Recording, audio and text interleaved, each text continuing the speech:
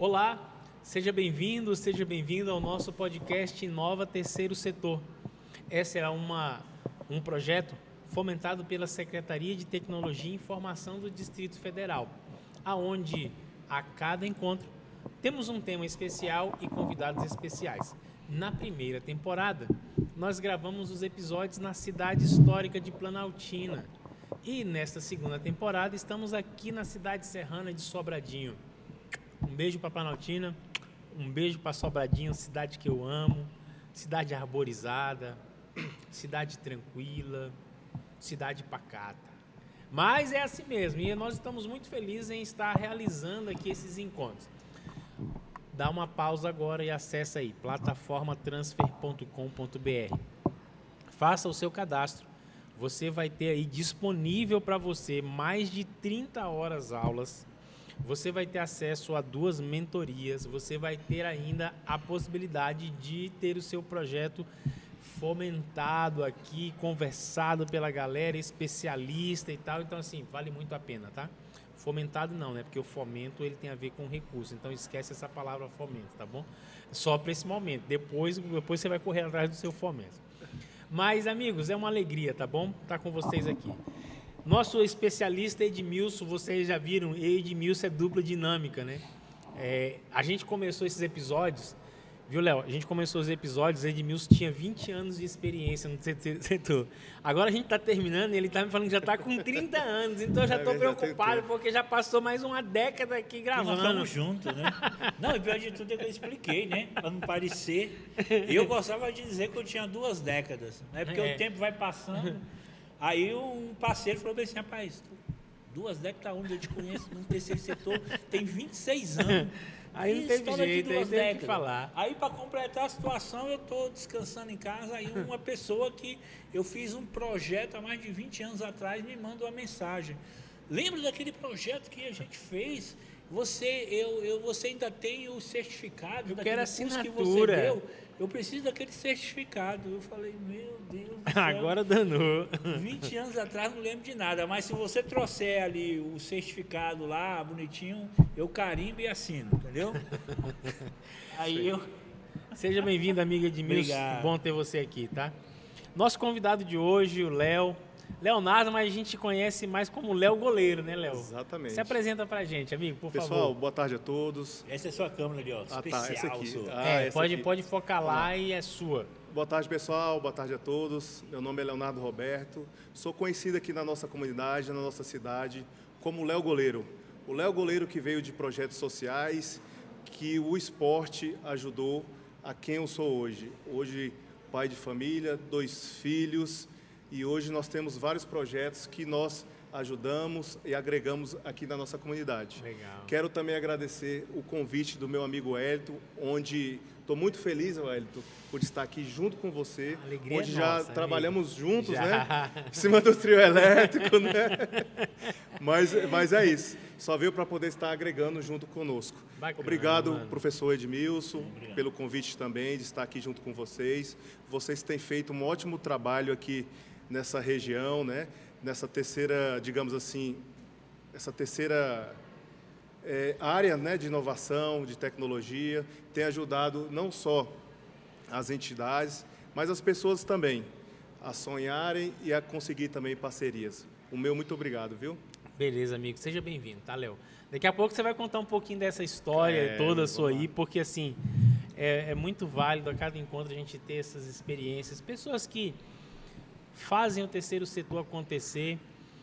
Eu sei que você é empresário e nesses projetos você colocou muito recurso seu, tempo. Então, assim, daqui a pouco você vai contar tudo isso pra gente. Tranquilo. Léo e Edmilson, hoje o nosso tema é ética digital e combate à desinformação em projetos sociais. Então, assim, 2 temas importantíssimos. O primeiro é a ética digital e depois combate à desinformação. Cara, parece tão contraditório isso, porque assim, vamos falar primeiro da desinformação, depois nós vamos para a ética, tá bom, Edmilson? Tá bom, Léo? Certo? Então, assim, a desinformação é tão contraditória, é tão paradoxal, visto que as redes sociais tem uma avalanche de informação. Só que aí, com essa avalanche, a pessoa já precisa começar a criar os seus filtros para, a partir dali, então, saber o que é verdade ou não, o que é aplicável ou não. Porque a gente vive também na época das fake news.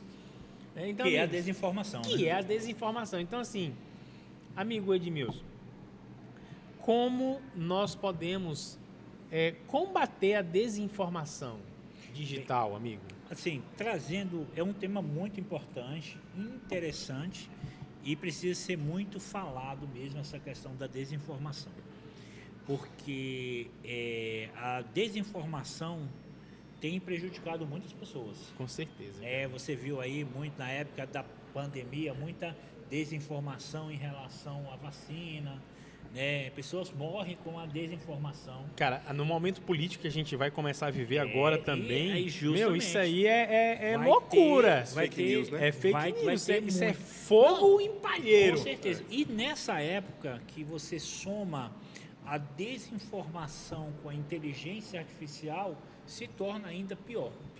Né? Porque hoje você pode criar um vídeo de uma pessoa falando aquilo que ela não falou. A partir de uma foto. E sua voz também.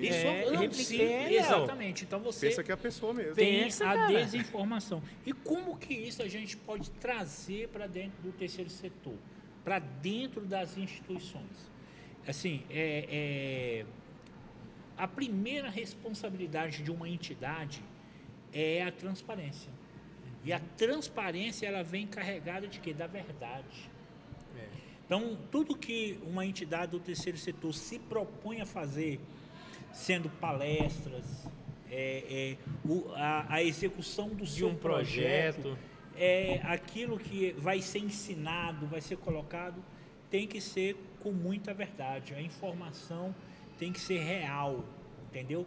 Por isso a importância de buscarmos a informação em locais confiáveis. Então, se nós vamos tratar de dados, então, pesquisas... Qual é a fonte, né? Vamos buscar em fontes confiáveis. governamentais, entendeu? Você no governo federal, você tem o IBGE, você tem o PNAD, PNUD, você tem órgãos de pesquisa que te trazem informações, entendeu? Na esfera do terceiro setor, você tem um site chamado Mapa das OSCs, aonde você tem informações também que eles englobam, ele é um agregador de informação geral. Então você praticamente busca quase todas as informações nesse site do Mapa da OSC. Por isso que a desinformação ela é maléfica, porque ela prejudica, ela não agrega em absolutamente nada. E como que a gente combate a desinformação? A gente combate a desinformação, primeiro, a gente como cidadão, a gente tem que saber interpretar as coisas. Então, quando chega uma informação... Não é pegar o negócio e sair compartilhando. Chega uma informação para mim... Sem verificar. Até porque eu sou jornalista também, então eu tenho que verificar tudo. Mas isso qualquer pessoa tem que saber. Principalmente nesse ano eleitoral que vai iniciar. Minha mãe, ela tem que... Mãe, essa gravação é para a senhora, tá bom? Porque então, mãezinha pessoa... assim, ela pega um negócio lá, nem verifica e aí tem que pegar essa informação, verificar. Tem alguns macetes que a gente usa. Primeiro, se aquela informação ela foge muito do usual, daquilo minimamente que você já sabe, eu entendo um pouquinho, mas isso aqui está muito... Está destoando demais. Já é o primeiro sinal. Segundo sinal, tem fonte. A informação fidedigna, ela tem que ter fonte. Então, se eu vou publicar alguma informação que é de utilidade pública geral, eu tenho que citar a fonte, né? Se eu estou replicando, eu tenho que dar o crédito. Se eu estou falando coisas, principalmente na área científica, né, eu tenho que dizer a minha fonte. Então, a gente já começa a observar aí, porque na época da internet, a verdade tem perdido espaço, porque cada um fala o que quer. E só basta a pessoa falar com eloquência e com algum conhecimento, aquela informação que ele está passando passa a ser a verdade. Entendeu? Então fica aí essas dicas aí, entendeu? Isso é principalmente importante. na inteligência artificial. Porque, como a gente falou no começo, você pode criar qualquer coisa. Você pode criar o meu amigo aqui fazendo podcast, falando um bocado de coisa que não diz e parecer verdade. Verdade. Entendeu? Tem que ter cuidado, Então, né? tem que Cuidado. buscar a fonte primária. Léo, Exatamente. você aí nesse movimento todo, sempre está em contato com pessoas, etc e tal, né, amigo? Então, às vezes a gente escuta uma notícia, falaram isso, fala fulano fez aquilo. A gente tem que ter critérios e cuidado, né, amigo? É verdade, meu amigo Hélito. E nesse ano eleitoral, o que mais a gente vê são fake news, onde as pessoas mal intencionadas, né, elas colocam ali a notícia e disparam em massa. E outras pessoas que não têm um conhecimento, outras pessoas que não fazem a checagem, não veem de onde veio, né, elas começam a compartilhar essas fake news. Então a gente tem que tomar muito cuidado. Eu falo sempre à minha equipe de marketing, antes de nós postarmos, repostarmos, cheque. Principalmente ver qual fonte que está sendo vinculada a essa notícia. Então, no meu caso, a nossa equipe tem tomado muito cuidado sobre essas situações. Agora você fala, Léo, como é que a gente vai acabar? Nunca vai acabar isso aí. Essa é uma tendência que daqui para frente agora, né? É uma tendência que daqui para frente agora nós teremos que conviver com isso, principalmente a IA. A IA chegou, você olha assim, rapaz, eu mesmo tem vídeos, tem situações que eu falo, rapaz, será que é IA ou realmente aconteceu mesmo? Então já está tendo já uma dúvida sobre essas coisas. Eu, que já ando nos lugares, né, que conheço outras pessoas, já tenho essa dúvida. Agora você imagina as pessoas mais velhas, as pessoas idosas. E não é culpa delas que elas compartilham, porque elas pensam que é verdade. Eu sei que nós temos aí um desafio muito grande. E eu que estou vindo agora para poder estar ajudando a nossa comunidade, as pessoas já estão fazendo da minha pessoa uma fake news, né? Compartilhando coisas que não é para ser compartilhada. Mas, enfim... Que coisa triste, hein, cara? Só fazem isso as pessoas que eles acham que... Pessoas mal intencionadas. Que tem alguma relevância, né? relevância isso aí na cidade. Mas a gente não tem problema, não. A gente vai para cima com isso tudo. Triste isso, né, amigos? Porque, assim, para ajudar parece que são poucos, mas para querer denegrir... Exatamente. As pessoas agem com má índole e muitas vezes não vão ganhar nada em troco disso. Exatamente. Então a gente tem que ter cuidado, né? E a gente tem que combater a desinformação. Primeiro, eu concordo com tudo que você falou. E assim, só o fato da gente não compartilhar, não passar adiante, a gente já está combatendo. Já se resguarda. Exatamente. Porque assim, eu já vi muitos casos como esse que depois a pessoa tem, gente, isso aqui foi engano. Em grupos mesmo acontece muito, né? Não, gente, isso aqui era um engano, isso aqui não era desse jeito, não. E já foi. Já fez o estrago, né? É como dizem, né?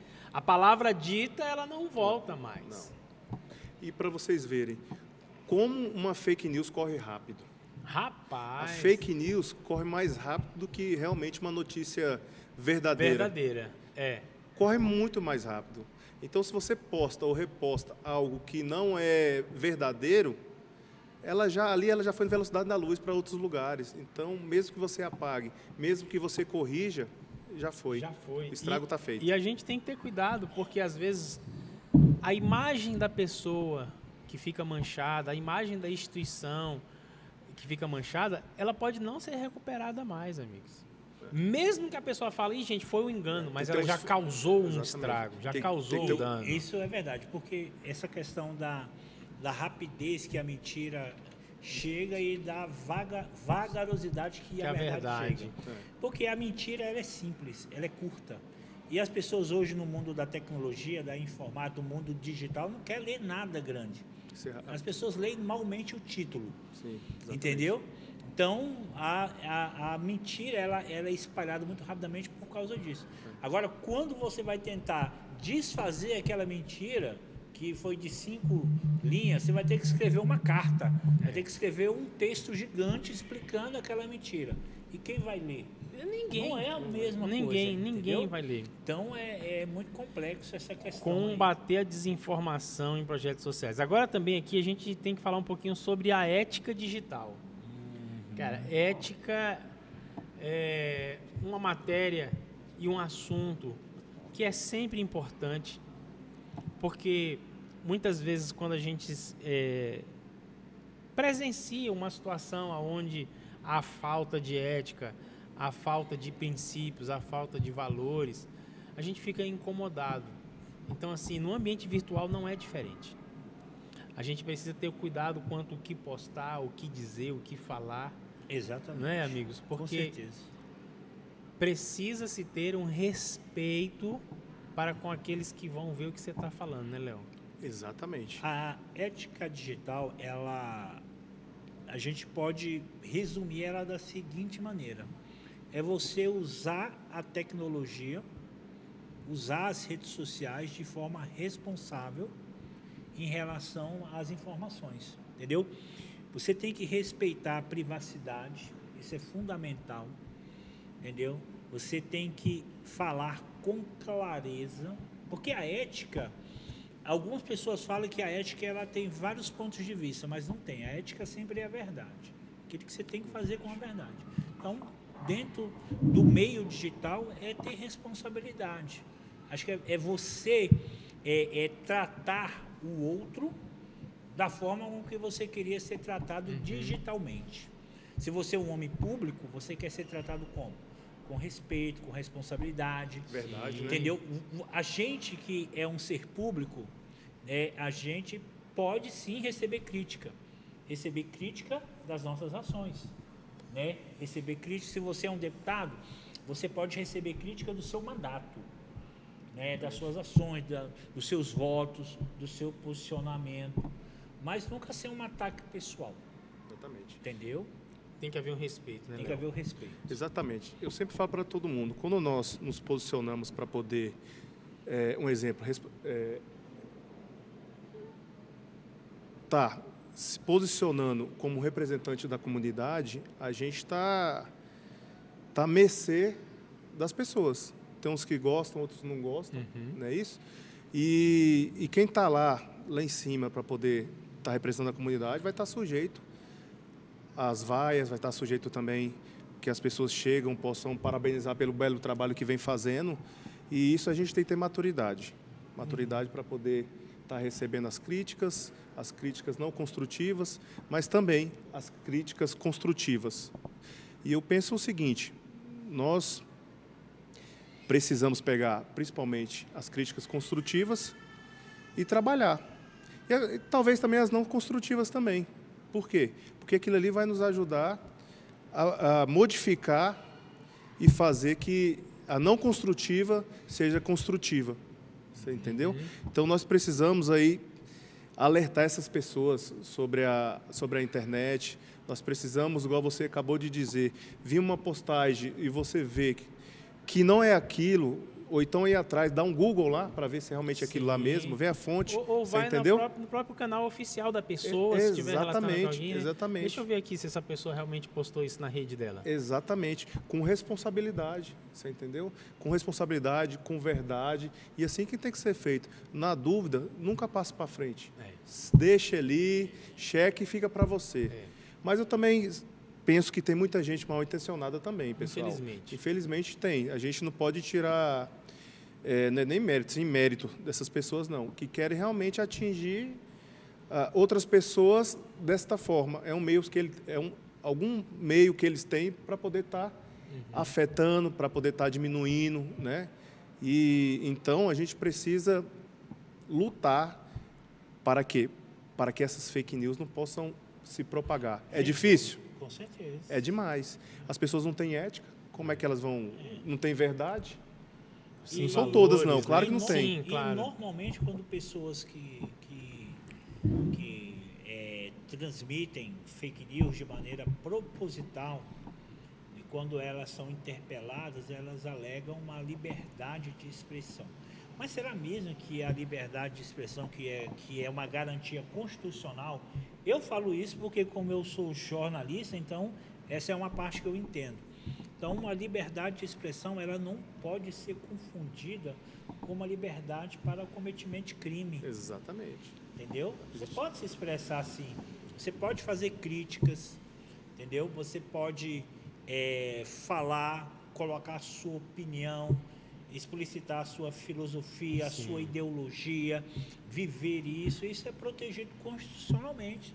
Está lá na nossa Constituição, mas a gente não pode trazer isso para o pessoal como algo que me dê liberdade de sair falando qualquer coisa. Tem um limite, né, amigo? Tem, o limite é onde? É a ética, o limite é a lei, é aquilo que não prejudica. Exatamente. Então, a gente, quando vai falar algo, escrever algo, principalmente quando escreve sobre denúncia, né? Você tem que dar o contraditório. Antes de você publicar, você tem que procurar a pessoa. Olha, estamos escrevendo uma matéria sobre caso YX que você está sendo citado, que seu nome apareceu, entendeu? Você quer falar alguma coisa a respeito? Você quer? Aí você tem que usar as duas coisas. Direito de resposta, direito de né? resposta, a liberdade a transparência, a liberdade, mas também tem algo também, o jornalista, né, de forma geral, ele tem as fontes. Constitucionalmente, ele pode preservar a fonte, não precisa dizer quem falou. Exatamente. Mas isso, para mim, ainda é um aspecto nebuloso dentro da legislação. Porque eu posso simplesmente falar algo de você e alegar que foi uma fonte que me falou. E não foi. Não foi. A fonte é a própria pessoa. A fonte é a cabeça dele pessoa. desvirtuada. Você vê muito isso no jornalismo. Exatamente. Olha, a minha fonte falou. Quem foi? Não, eu tenho direito de preservar. A minha fonte. Eu tenho uma fonte. O cara tá que com falou dor de isso, falou barriga. isso, Como falou não há isso. essa obrigação de poder Como dizer, não pode e como é que vai dizer saber se pra realmente houve preservar. fonte Aí é ruim, ou né, não? cara? Então, se é uso pessoal ou uso não. pessoal. Então nós Sim. temos essa parte nebulosa, Obscura. obscura né? dentro do meu entendimento aí, entendeu? Mas, professor Edmilson, nós temos aí um tabu para ser quebrado, né? A gente sabe que não é fácil, o tempo vai dizer, vai mostrar. Há algumas formas, né, como o senhor acabou de dizer agora, como não é acabar, diminuir essas fake news, mas a gente sabe que não é fácil, né? Então, para lutar contra toda essa desinformação é difícil. Mas ainda a gente há não meios pode, para poder diminuir essa propagação. E a gente não pode se dobrar também, né? Não. Amigos, Edmilson, Tá. eu quero que você agora escute a história do Léo. Eita! Léo, Amém. conta pra gente aí um pouco, amigo, da sua trajetória, da sua história, como é que é o Léo goleiro, como que você começou aí nos projetos sociais, aquilo que você já tem feito, apoiado. Compartilha com a gente, amigo, por favor. Vamos lá, então. Pessoal, como eu acabei de até eu fico meio assim, porque a minha história é uma história de superação, uma história de luta, desde jovem, desde criança, com um sonho em ser um atleta profissional. Comecei nos projetos sociais aqui de Sobradinho 2, onde eu ia para esses projetos somente para se alimentar. Né? É mesmo, mano? E para alimentar. Nunca faltou um arroz, um feijão lá em casa, graças a Deus. Mas lá tinha um biscoitinho recheado, tinha um todinho, né? E toda suco, criança, né? nossa, e toda criança gostava, né? Gosta, ou melhor, gosta desses aperitivos, digamos assim, né? Vim de projetos sociais da nossa cidade, Sobradinho 2, onde esses projetos me ajudou a quem eu sou hoje. O que me deram? Me deram confiança, me deram hierarquia, me ajudaram a ter, principalmente, disciplina. Quando eu ia para esses projetos, eu sonhava em ser um atleta profissional de futebol. Para quê? Para poder estar ajudando a minha família, estar ajudando a minha comunidade e ajudando aquelas pessoas que estavam ao meu lado. Graças a Deus, primeiramente a Deus, Ele me ajudou a ser um atleta profissional. Joguei grandes clubes, não só daqui de Brasília, mas também do Brasil e fora do país também. Em 2014, eu voltei para o Brasil. E um clube me chamou para mim poder jogar, né, fazer parte dessa equipe. E eu vim, onde eu fiquei até 2018, onde nós saímos consagrados tricampeões brasilienses. A partir dali, eu vi que era hora de parar. Aposentei as minhas luvas. Que time, mano? Que time jogou aqui no Pode DF? citar os nomes aí, tá, né? DF. Gama Brasiliense, Brasília, Aruque, Ceilandense, Sobradinho Esporte Clube. Qual posição? Essa foi a pior. Goleiro. Essa foi a pior parte, né, do Sobradinho. Que o Sobradinho ruim esse nosso time daqui. Planaltina nem fala. Tem tanto cara E bom Planaltina, de bola, própria velho. Planaltina. Então, por isso que veio o nome Léo Goleiro. Entendeu? Tá. Porque Era o goleiro aí seu nessa- goleiro, exatamente. E vim em 2014, fiquei até 2018 aqui no Sobradinho Esporte Clube, onde nós saímos consagrados tricampeões em 2018. Houve uma lesão onde eu teria que fazer uma cirurgia, rompimento de ligamento, e eu preferi dar por encerrado naquele momento. E eu pensei comigo, agora eu vou voltar a intensificar no que fazia, ou melhor, o que faz sentido na minha vida. O que é que faz sentido na minha vida? Poder estar ajudando a minha comunidade, poder retornar e ajudar e agradecer aquelas pessoas que me ajudaram lá atrás, quando eu era uma simples criança e sonhava em ser um atleta profissional. Legal, Hoje trabalho com vários projetos sociais, onde nós ajudamos esses projetos sociais. Se você chegar em algum projeto social, se não for 100%, 99% tem um dedinho do Léo Goleiro lá.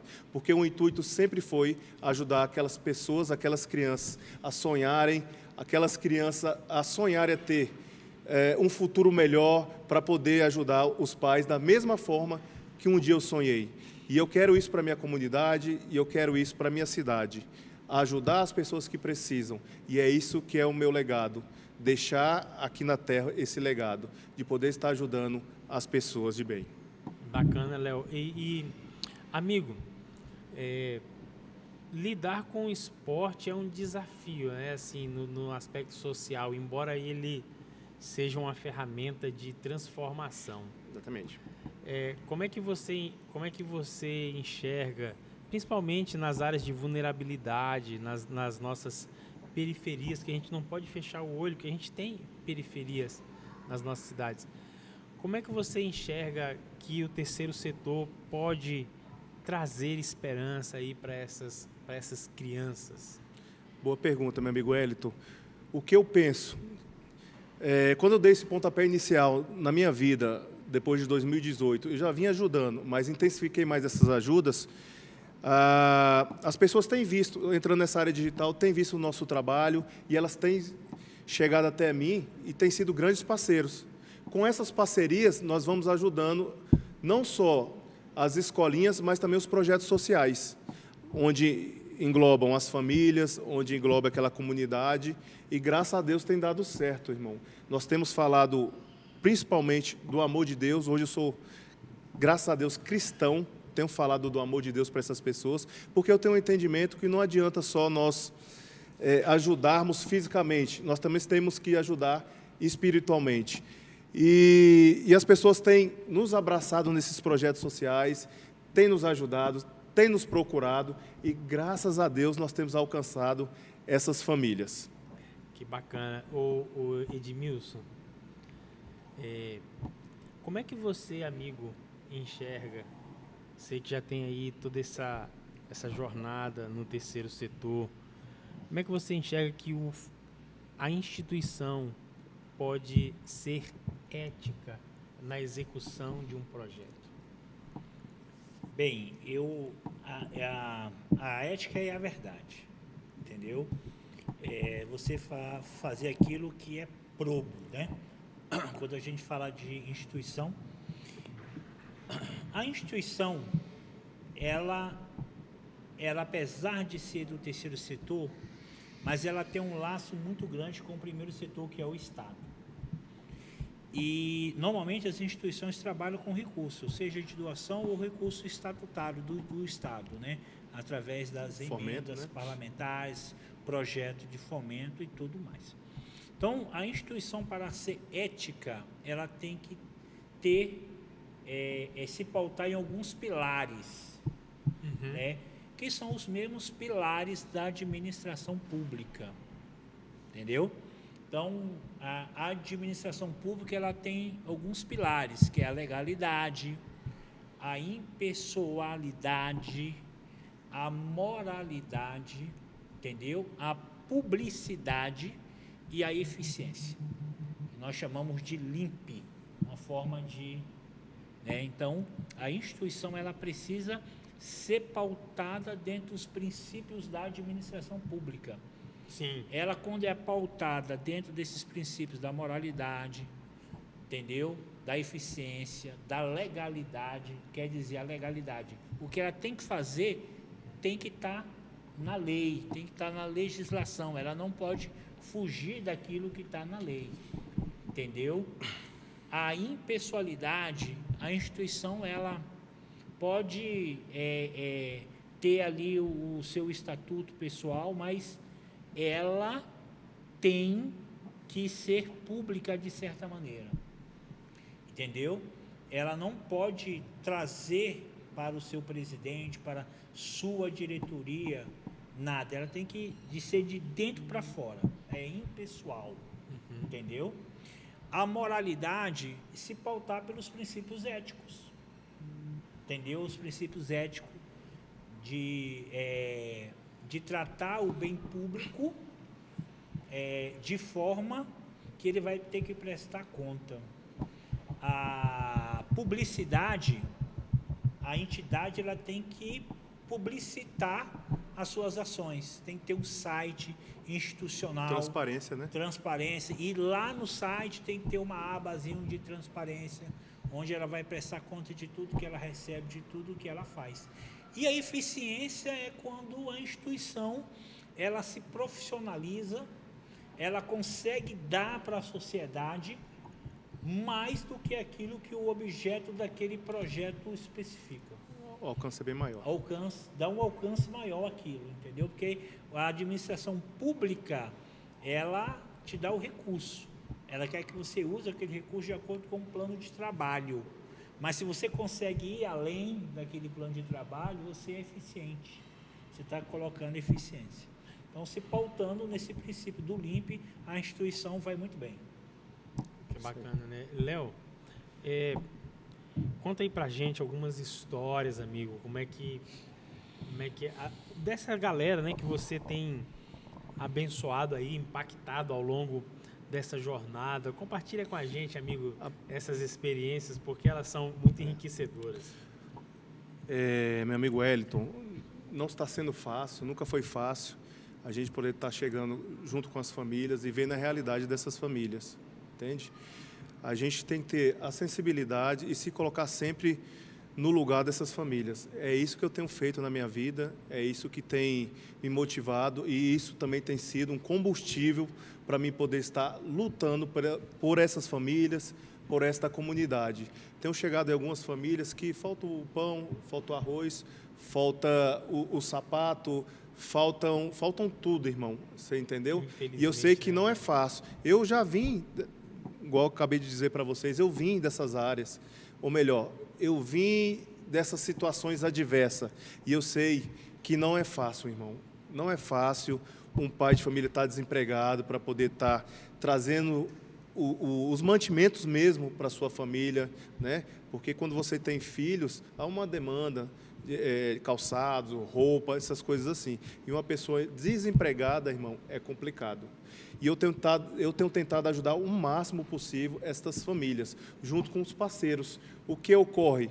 Nós vemos as demandas e quais são essas demandas que nós podemos ajudar e levamos até esses parceiros, onde esses parceiros que também, a maioria deles, se sensibiliza pela situação do próximo e tem ajudado. Eu tenho chegado em muitos lugares que eu falo, rapaz, só Deus nesse lugar. Por quê? Porque a mãe, o pai, situações completamente adversas, com isso, os filhos, no meio daquela situação, acaba sendo influenciado, mesmo sem querer, para dar continuidade àquele legado ruim, né? E isso que eu tenho lutado bastante, para que essas crianças, para que esses adolescentes tenham oportunidades. Cara, é impressionante, Edmilson, como a gente, quando vai para o dia a dia, para o corpo a corpo, É diferente, mano. A gente observa Diferente. que o terceiro setor ele é indispensável, né, amigo? É diferente. Sim, o terceiro setor, ele chega onde o Estado não chega. não é que o Estado seja incompetente Ou omisso. ou omisso, é porque a partir do momento que ele determina o terceiro setor, a ONG, vai lá e faça aquele projeto, ele não é omisso, ele está sendo presente, Sim. ele só não está conseguindo Ele entende como que a ente OSC público, vai chegar. cumprir aquela função. Entendeu? Exatamente. Então, eu até digo que se não fosse o terceiro setor, no período da pandemia, teria morrido mais gente. Porque o Estado ele parou de funcionar, entendeu? A gente teve que entrar numa questão de paralisação geral, as pessoas não podiam trabalhar. Já é difícil para as famílias sobreviverem tendo oportunidade de trabalhar ali, e quando está todo mundo em casa. O recurso que o governo disponibilizou nunca é suficiente, né? Exatamente. E se não fosse o terceiro setor, realmente seria complicado. E o terceiro setor que ficou encarregado de levar alimento para as pessoas, né? As distribuição de cestas básicas, entendeu? As pessoas que doavam para a entidade do terceiro setor. A gente teve uma pessoa aqui que nós entrevistamos ela, que ela falou que recebeu milhares de cesta básica para distribuir. Ela não tinha vida durante o período da pandemia, era só distribuindo cesta básica. E ela é o terceiro setor. Então, o terceiro setor é fundamental, meu irmão. Quando a gente pensa que o terceiro setor ele representa 5% do PIB brasileiro, É muita coisa, né, rapaz? que ela emprega milhões de pessoas, porque a pessoa pode pensar, projeto social emprega? Emprega. Prega, exatamente. Só esse projeto mesmo do podcast Terceiro Setor, ele emprega pelo menos umas 30 pessoas.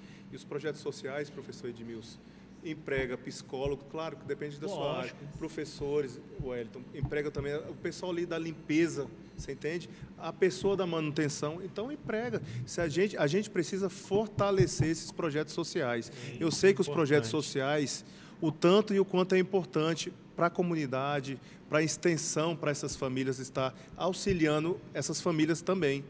Você entendeu? Com certeza. E o meu sonho não é só fortalecer esses projetos sociais também, professor Edmilson, Wellington, mas também expandir esses projetos sociais, fazer o que? Vários núcleos em várias cidades, para que possa estar alcançando mais famílias e também alcançando aquela comunidade daquele local. Então, o Estado, os projetos sociais, é uma mão do Estado. Sim. Cara, e quando a gente olha, existe carência em qualquer cidade satélite que você vá, existe uma carência. Então, o terceiro setor, ele de fato tem condições. Quando a gente acha que já viu de tudo, aí a gente escuta a história da menina que montaram o hospital. Do terceiro setor, montaram um hospital para desafogar a fila, cara, de espera de vários exames.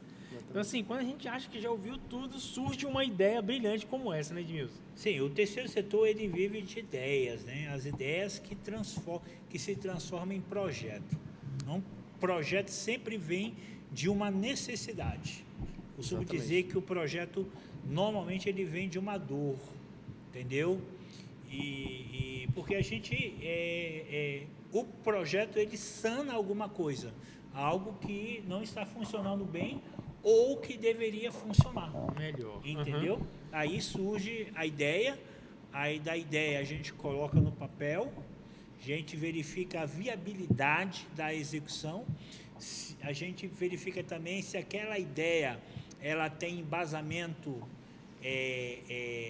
realmente, se aquela carência realmente existe. Aí que a gente entra naquela questão dos dados, né? Das informações do mapa, ali, para a gente poder verificar se realmente aquilo que eu penso que é uma carência realmente através pelos dados estatísticos, e a partir disso a gente vai desenvolver. Mas tudo isso a gente só consegue fazer se a nossa instituição ela tiver legalizada, porque ideia é muito bom, ações são excelentes, mas a legalização possibilita a execução real daquela nossa ideia, nosso projeto. Ô Léo, quando você estava diretamente no terceiro setor, mano, você tinha uma instituição específica? Então, pensando nesse raio de atuação, eu fiz a LEIS, que é o quê? A Liga Esportiva de Sobradinho 2. É uma instituição. É uma instituição para quê? Para que... E fomenta o esporte. Né? Exatamente. Não só o esporte, mas também a área social que vem agregar junto ao esporte. Por quê? Nós precisamos aumentar essa área de atuação, nós precisamos aumentar essa área de atuação para poder estar ajudando a comunidade. Então, essa Liga Esportiva Inovadora foi para ser um braço da sociedade, um braço para a comunidade, onde, através dali, a gente vai nas secretarias, consegue material esportivo, a gente vai em outros lugares, Legal. consegue outras coisas, entendeu? Então, ela é um braço da comunidade, está sendo um braço para a comunidade. Esportiva Inovadora de Sobradinho 2. LEIS. Leis. Leis. Leis, Lei em plural. Leis, né? Exatamente. Bacana. E ela foi feita para isso, onde eu sou o presidente dela. E a gente tem ajudado muita gente. E eu quero ajudar bem mais. No futuro bem próximo, a atuação dela vai ser bem maior. No futuro bem próximo, o raio dela de ajuda vai estar alcançando muita gente, viu, pessoal? Aproveita e chama os parceiros para ajudar, pra entendeu? ajudar. Exatamente. Isso é Você que está nos importante. assistindo nesse momento, o meu contato é 6199-107. Me chama lá no WhatsApp. Vamos juntos agregar, vamos juntos alcançar essas famílias. Tem muita gente, muita família que está precisando, pessoal. Então, você que quer ajudar e não sabe aonde, então chegou a hora, chegou a vez. Léo Goleiro aí com a comunidade.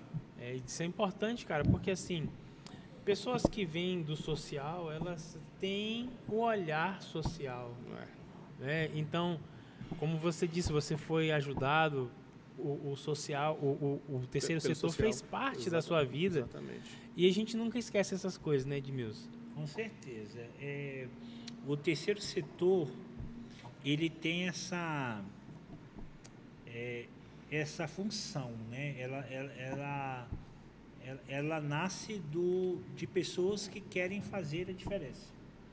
Entendeu? Eu até estava explicando no podcast passado que as ONGs, elas surgem de forma voluntariada, né? As pessoas ajudando e tudo mais, se movimentando através da iniciativa popular.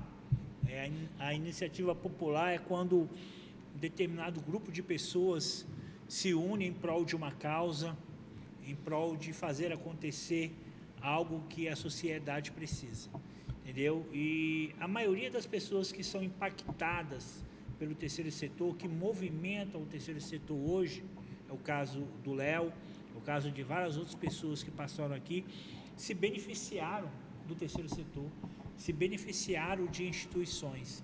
Isso que é o bacana, né? É a corrente do bem, Léo. Exatamente. Você foi beneficiado, você foi impactado, entendeu? Eu também fui muito impactado pelo terceiro setor. E aí, quando a gente cria uma consciência social, né? Uma consciência de que a gente deve, de alguma forma, retribuir aquilo que a gente recebeu, aí a gente está fazendo o terceiro setor. Amém. Eu Porque o acredito. terceiro setor, ele não é só as instituições que são formalizadas. Não. Isso é verdade. Tem os informais também. Eu digo, eu não tenho um número estatístico, porque a gente só tem número estatístico das entidades que são legalizadas, que são 900, por volta de 900 mil entidades no Brasil. Em Brasília tem 20 mil. Dessas 20 mil, só 5 mil tem algum trabalho relevante. É muito pouco, tinha que ter mais, entendeu? Mas, fora os números reais, os números que estão ali, que tem um CNPJ, existe no mínimo 3, 4 vezes mais de pessoas e informais ali, né? Exatamente. Que está fazendo. Exatamente. A prova é aqui, ó, a gente vê pessoas aqui que sentam aqui nessa mesa, saem chorando, porque quando a gente fala da importância deles se legalizarem, a gente mostra, vislumbra a eles o que eles podem ganhar com isso. E é muita gente mesmo. Realmente, é muito importante essas entidades que ainda não têm ali seu CNPJ, que possam estar correndo atrás do CNPJ. Tem coisas que dá para fazer com o CPF, mas tem coisas que vai precisar do CNPJ para poder estar trazendo essas benfeitorias. Eu acredito, professor, que é um conjunto. O Estado tem que estar junto com os empresários e assim sucessivamente. Porque quando é para fazer o bem, não importa de onde vem. A gente tem que estar ajudando e estar agregando junto com essas famílias. Eu fui em alguns lugares, quando eu entrei nessas famílias, eu não julgo os pais das crianças, entendeu? Pela situação. Às vezes não tiveram oportunidades. A maioria delas, viu, professor? Não tiveram oportunidades. Você entendeu? Então, eu não julgo esses pais. E eu estou lá sempre para não julgar. Eu estou lá para poder ajudar e auxiliar eles também. É muito interessante quando ele fala sobre o segundo setor. O segundo setor é o empresário. O primeiro setor é o Estado. Tanto na esfera federal, na esfera estadual, municipal, é o primeiro setor. E o segundo setor é o empresário, é as empresas, entendeu? E o terceiro setor são as entidades, as ONGs, né, as OSCs agora, as fundações, é o terceiro setor. E o segundo setor, que são os empresários, eles podem ajudar muito o terceiro setor. Aliás, eu vejo o segundo setor como um dos maiores parceiros que o terceiro setor tem.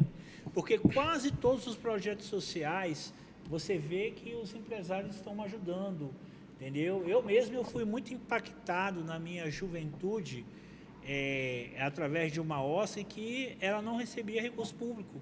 Tudo que ela fazia pelas pessoas vinha do empresário. O dono da instituição, o presidente da instituição, ele batia lá nos mercados mesmo, entendeu? Quero fazer uma ação para os jovens ali, preciso da ajuda, conversava diretamente com o dono do comércio, pedia, o cara ou doava em dinheiro, ou doava em gêneros alimentícios. Exatamente. Eu só sei que saía, eu só sei que todo dia eu tinha lá o meu sucozinho para tomar, o pãozinho com mortadela. Mas vinha de algum lugar, né? Justamente. Exatamente. E alguém teve um trabalho, né? Wellington, eu estive com a vice-governadora Celina Leão, terça-feira, no evento, e falei com ela sobre a importância de estar investindo no terceiro setor. Você entendeu? Porque o terceiro setor é um braço, é uma mão, é um corpo da comunidade. E ela falou bem assim, ela assume agora segunda-feira, né, ela toma posse. Falou, Léo, né? A governadora Celina Leão, e ela falou assim, Léo, muito obrigado por você ter me falado isso.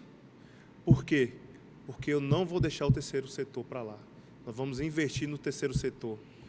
Eu falei, governadora, muito obrigado pela senhora estar me escutando e investir nesse terceiro setor, porque eu vim desse terceiro setor e eu sei a importância de poder estar ajudando a comunidade. Então, precisa, professor, também do Estado.